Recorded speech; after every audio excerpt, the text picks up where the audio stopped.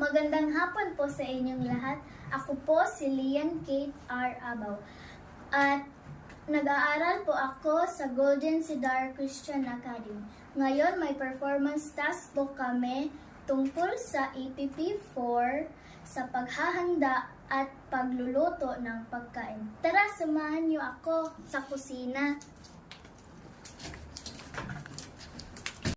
At ito po ang mga sangkap na ito ay kalamangan, asin, sibuyas, tanglad, onion, at kamatis. At saka ang isda. Una, maghugas po tayo ng kamay.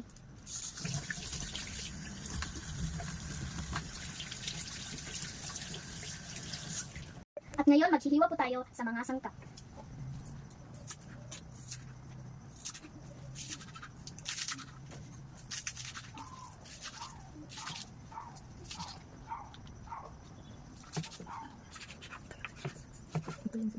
Ito yung sibuyas.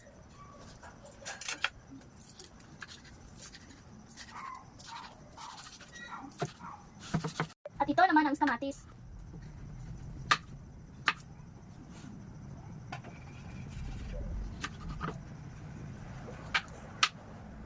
At ito naman yung onion.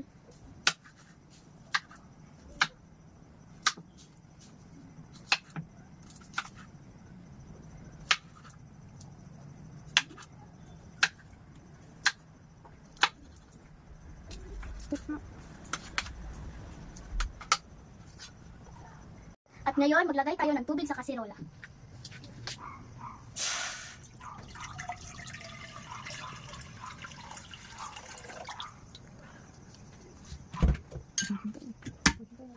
Maghintay din tayo ng 5 minuto. Takpan natin ang kasirola. At ngayon, ilagay na natin ang mga sangkap kasi kumulo na ang tubig. Tanglad, onion, kamatis, at sibuyas. Takpan natin ang kasirola. At maghintay tayo ng 5 minuto. At ngayon kumulo na ulit ang tubig. Lagyan na natin ang isda kasi naamoy ko na ang tanglad.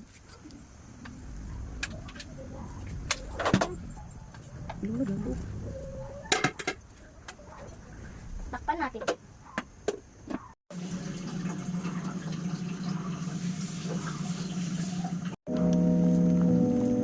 At ngayon, timplahan natin ang tinolang isda at saka lagyan na natin ng asin.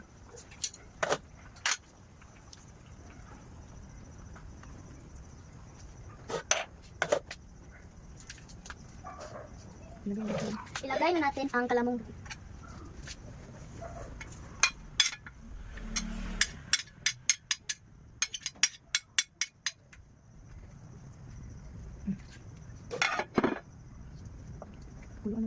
Pakuluan natin ulit. Ngayon, tikman natin ang tinolang isda.